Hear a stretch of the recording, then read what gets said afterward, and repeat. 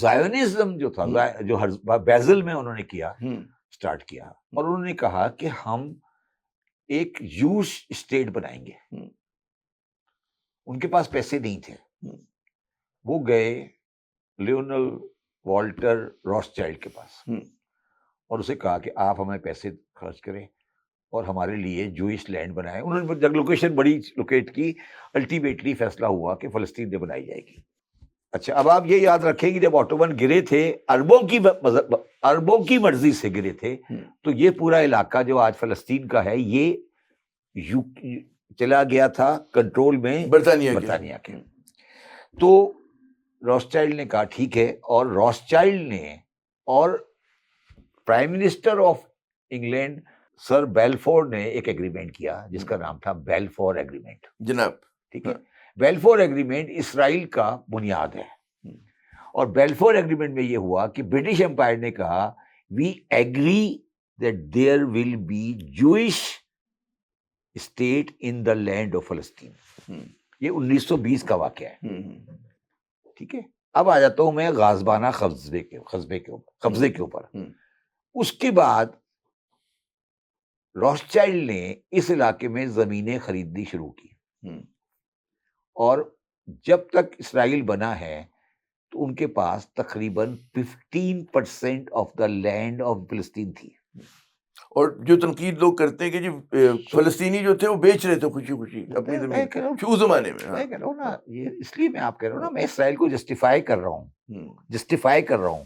آپ اس کی حقیقت بتا رہے ہیں. ہاں، جسٹیفائی کر رہا ہوں. نہیں، میں آپ لوگوں کی بلا وجہ کی جذباتی غازوانہ قصبے میں اس کہانی کو سیدھا کرنا چاہتا ہوں. نہیں، جذباتیت نہیں کرے نا میرے ساتھ. میں بالکل نہیں، میرا تو میں 15% جو لینڈ تھی وہ دو انگلش کمپنیوں کے نام چلی گئی. ٹھیک ہے، وہ راسچائلڈ کی کمپنیاں تھی. ٹھیک ہے، اس کے بعد یہ چلتے رہی، اور جو زائنسٹ وہاں لا کے بٹھائے گئے، جو یہودی وہاں پہ آئے، جو کہ زیادہ تر ایسٹرن یورپین یہودی تھے، انہوں نے وہاں آ کر ایکچوئل دہشت گردی شروع کی. وہ جا کر فلسطینیوں کے گاؤں میں بم مارا کرتے تھے کہ اس لیے فلسطینی گاؤں چھوڑ دیں. میں ان کو سپورٹ نہیں کر رہا، ہسٹری بتا رہا ہوں. اور ان بم مارنے والوں میں ایک بڑا مشہور و معروف بم مارنے والے کا نام تھا ایریل شرون. تو اسرائیل میں دو طرح کے گروپ پائے جاتے ہیں. ایک گروپ وہ ہے جو بم مارنے والوں کی پارٹی تھی، اور ایک گروپ وہ تھا جو بم مارنے والی پارٹی نہیں تھی. باقی سارے ٹیررسٹ تھے. موشے دایاں بھی ٹیررسٹ رہ چکا تھا، اور ان کی پوری ایک آرگنائزیشن تھی. ایک وائز مین تھا، وائز مین وہ بھی یہود تھا. وہ اس نے کہا کہ یہ بند کرو، اور اس نے گوروں کے ساتھ مل کر 1948 میں فلسطینین اسرائیلی اسٹیٹ کا اناؤنس کر دیا. اور اس اسرائیلی اسٹیٹ کے پاس 19% زمین پہلے تھی، اور 56% زمین اس کو جو اسٹیٹ لینڈ تھی، اسٹیٹ لینڈ کسی بندے کی نہیں، وہ برطانیہ نے گفٹ کر دی. یہ ہے زمین کا آنسر اسرائیل کی. سمجھ آئی بات؟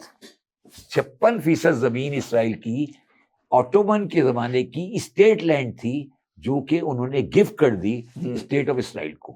اس جگہ پر آج اسرائیل بن گیا. یہ ہے اسرائیل لینڈ کی بات. لیکن جو دلچسپ بات ہے، اچھا اس سے پہلے، اچھا، اور اس اسرائیل بن گیا. اس اسرائیل کے بننے کے بعد the city of Jerusalem اس کو international became the part of the state of Jordan. یا سمجھ لیں آٹونومس چلا گیا. اور جو کنگ عبداللہ جو آج اس وقت ہے، اس کے گرینڈ فادر کا والد عبداللہ اسی مسجد کے اندر گولی لگ کے مارا گیا، کیونکہ اس کو مرڈر کر دیا انہوں نے، اس اسرائیلی ٹیررسٹ نے عبداللہ کو یروشلم میں. ٹھیک ہے، تو یہ اسرائیل کا اسٹیٹ بن گیا with the consent agreement, I would use the word connivance of the Arabs in this area. It has nothing to do. It has nothing to do. کسی عرب نے اس ٹائم پر ریزسٹ نہیں کیا.